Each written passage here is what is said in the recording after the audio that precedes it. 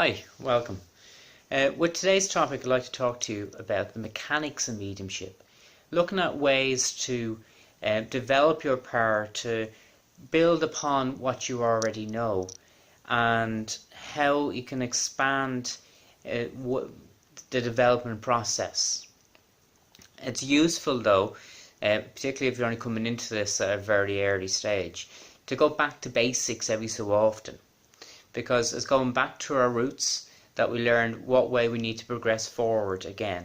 And it's never any harm as well to go back to basics. I've done that with some advanced students from time to time, and I've done it myself, and it does be very useful. With mediumship, of course, there is a very key basic element of the mechanics of it is the A, B and C. The attune, blend and communicate. And when these aspects are looked at, well, then we can move forward with our mediumship. The attunement aspect is when you allow yourself the opportunity to just sit and focus on the energy within your own self and being mindful of you and that power, that spiritual power of your own soul self and that presence of the spirit within. It allows you, as you build this power, to become more used to feeling that energy of the auric field that we're encased within. And what you're doing with that is you're amplifying the power within it. Now, if you can imagine having this, why I always like to say that I can use a lot of analogies with my mediumship as well to try to put my context across. A magnetic field, north-south, and you have the ring and the energy comes around like that of the magnetic field. I see that within an auric field as well, that as I breathe in, see it coming up and around and back down to my feet and back into my being. That's one very simple way of looking at it, and every time I do that cycle of breathing, and in my thoughts I know I'm breathing in a divine power, that this energy is getting bigger and bigger and brighter with every breath I take. And that allows me to get that focus of what the situation that we're seeking for, be it communication or be it healing, because that's where we put our intention into that attunement of what we are intending to do at that particular time. And that allows us then to build the focus for the next stage, the blending. The blending process is a means that you extend your auric field out as you've done it up in your attunement, but then you begin to invite those that work with you, guides, inspires, whatever wish of a name you wish to put on them. I simply say friends and spirit. They come forward and they begin to work with you at that point. Their auric field, their energy begins to merge with yours, and they give power to you. They enhance that power that you've already established. But as that is building with them, it's combining your power with their power, and gradually that allows them to come that little bit closer. So if I had someone that was over this way from me and my power wasn't strong enough, I'd have to reach out and build that power more, to make it more subtle, make it lighter, and that allows the opportunity for them to come that little bit closer, as if then they're standing right next to me with their hand on my shoulder. And that's how I visualize them as well. The simple merging in my mind, my thought, is that as they come closer, they're standing next to me with their hand on my shoulder, and now we're ready to work together with that. And their power brings forth then through your clairsentience, the awareness of them being there, through your clairvoyance, seeing an image of them with that. If you're doing your mediumship reading or demonstrating, aim in that direction. It gives you the insight to be able to show the images for the memories, the objects the spirit wishes to show you as well, and You could get the detail that way for your evidence. And then your clairaudience, listening to what they have to say. Now, there is two ways we can get the thought from them when it comes to communication in words. That is true listening to the clairaudience, being objective, being there hearing it almost like you're hearing a physical person around you, because objective clairaudience is outside the body, you hear it that way. Or subjective. Subjective is if it's like you're hearing your own thoughts in your head, but it's not your thoughts. The grammar is one way to distinguish it. The grammar, the flow of the words, the type of words to use as well, the way it's said is different the way you think. So when you start to identify with that, you can begin to see that it's not you, that it is another intelligence, there is another source of these words that comes forward. And then it's trusting and saying what you're hearing. You can also get thought coming through as well, claircognizance, clear thought. And that's like, you don't know exactly what you're going to say, you just say it. That's a different way of working with mediumship, and that you don't hear too many people saying their claircognizance is their main faculty. It's normally clairvoyance, clairaudience, or clairsentience. And the clairsentience is just feeling that presence, as I said. There is two other ways that are kind of a subdivision of the group of clairsentience, as I put them together, is the taste and the smell. You can get the clairgustance and clairolfactory. So you get the taste of food, or I sometimes get the taste of metal, or blood in my mouth if there was a condition to do with the blood. As well, the metals to do with, for me, is also to do with blood as well. It's like energy levels. For me, it's reference to iron and that too. So I know if someone had a problem before they passed, and they had a problem with that would for me be hemoglobin, because that's what iron's needed for, to bring oxygen around the body. So it would be a weakness within the body with that. And you learn to pick these little things up over time as well. Or the smell of perfume, the smell of a cigar, the smell of a particular tobacco someone would have used as well. The smell of flowers, or a particular flower. And you get these over time.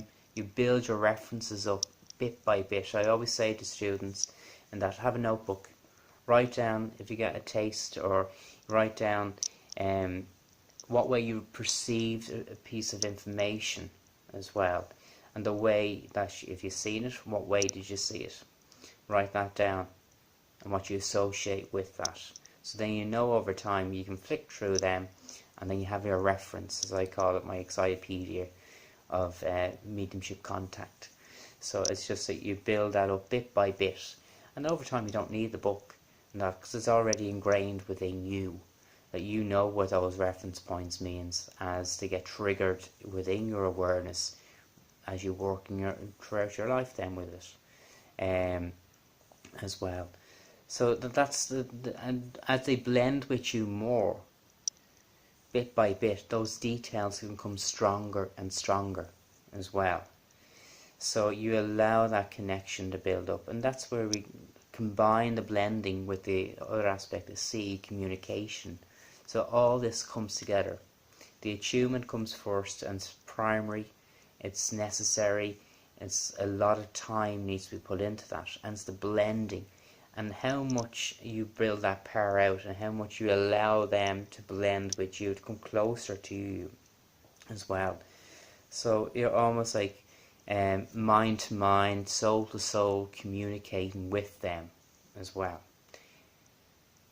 If you think about it, and if you can get your mind around it, it's not your physical mind, your physical eyes, your nose, your own tongue that's tasting, smelling, seeing, all these things. These are the senses of your soul. Okay, so the spiritual aspect of the soul body, the etheric body, as well the light body, as all different names are called, but it's the soul itself, and it's that aspect that is really perceiving all this information as well, because it's that aspect that's more blended, it's more gelled with this communicator as well. But it's you, it's your soul self, it's your consciousness, and that comes through the physical mind as well. So I know when spirit is showing me condition, I see it within me. It's within that etheric body. They're referencing that. I'm feeling that in that sense, but that echoes into my mental mind, my physical mind, and I feel that with my physical body in a certain area as well. My hand, my goal is certain like that, and I know those problems with rheumatoid arthritis or something along that line as well. I might do this, and I know as I'm doing this, because we're clairsentients, when they blend with you, and as it comes closer, you have to watch little things that you do that you'd normally miss. So if I'm doing this, I know I'm talking about a watch, I know I'm talking about a bracelet. If it's a bracelet, see if you can see any detail, if there's any inscription. If it's a watch, maybe there's inscription on the back. But I'm looking for the watches. What does the watch look like? Is there a time on it? Now for me, the time is associated with the time of passing, or the clock is, the watch is stopped at that time as well. So that's something interesting. And I could perceive that through my clairsentience. I know that's there, but then all of a sudden the clairvoyance gets triggered with that blend, and I can see and perceive that watch as if it's on my physical wrist. I don't wear watches or bracelets or anything like that, but my clairvoyance sees that well on me. It's only for like a tenth of a second. It's a minute amount of time that I see that, and then it's gone again. As soon as you acknowledge it, it's gone. Now if you miss that image, then just say to that communicator, okay, I know you're trying to show me this, can you make that a little bit clearer for me I should say, take more power from me, and let that help you as well, because that's our role as well. We need to help the communicators bring that evidence forward as well, as always, in the most simplest way with that. I know, seeing that watch before, for two clients that came together, and I mentioned 4:30 I seen on the watch as I looked at it in the clairvoyance. 4:30 was actually turned out to be the time they found the watch that day belonging to their mother. And I thought, well, it was like very specific with that. It was literally only 3 hours beforehand that they just came across this watch at that time. So that's the type of evidence we're trying to look for as well.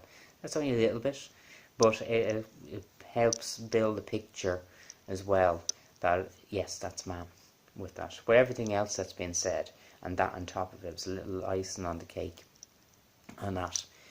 So it's just let yourself build up gradually, and we'll look into detail with other videos about getting that information.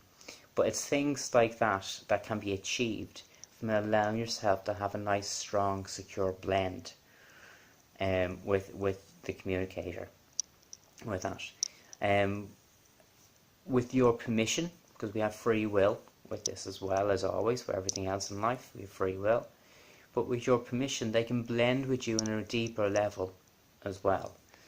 And that's where we can move into the area of a stronger healing blend, and then trance mediumship and physical mediumship as well, which I'll talk to in those other videos as well too.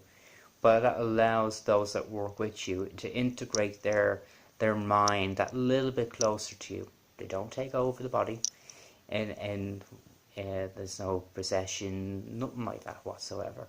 It's like their auric field just merging with yours that little bit stronger as well, more integrated as well. There's an exchange. It can be actually a very healing energy to be in as well, for trance and physical with that. But it's just a lovely space to be in as well with that power. So allow yourself to see, when that bond builds, how strong you can make it with that. Just sit in your mind as you're building that energy up, like we did, as I said, with the magnetic field, and build it up that way. In your mind, create a space, a room, wherever it may be, where you sit. And as you do that by yourself, in your mind, see the doorway open and see a friend in spirit come forward and sit opposite you. Greet them in your own way. Let them sit there with you. And then gradually and steady, let them develop their power. Two of you, by yourselves, generate your own power. But at a certain point, allow that power to merge together, to exchange, and in a system in your mind of you give power to them, let it build up with them, and then gradually they build power and give back to you. And it's just a very simple cycle as well. Almost it will look like a figure of 8 with that, which is, we also know, is the eternity symbol. So it's this eternal cycle of energy, giving and receiving with that. What I like to do with mediumship is keep it simple with that. It doesn't need to be complicated, and that it's hard enough, there's a lot to understand. Keep it simple with that. What I would like to see you try is that little simple exercise of sitting together with a guide, inspire, friend and spirit, and just build that mutual energy. Get to know them, get to build the friendship with them as well. They're going to journey with you during your life. Yes, our guides may change, but we'll always have that connection and bond that's there. And then gradually allow yourself to take that leap of faith forward and explore your mediumship. Ask them questions. Get them to be the teacher for you as well, because they're, at the end of the day, going to be your best teachers. They've been selected to work with you, and that's a great honour for them to see you thrive. So in future videos, give me, if you like, any topics you'd like to explore with that. We'll go into a little bit more detail and different development practice. There is the other videos I've been putting up about clairsentience, clairaudience, and we'll do more like that over time. But I'd like your input as well. And as always, if you like the videos, hit the like button, share as well, subscribe even as well, to make sure you get the updates of the new ones. Okay, so thanks for taking the time for being with me, and do check out the website irishmediumship.com if you want to have any other information about development, classes, workshops and events. And feel free to email me as well on this through the website, or any questions.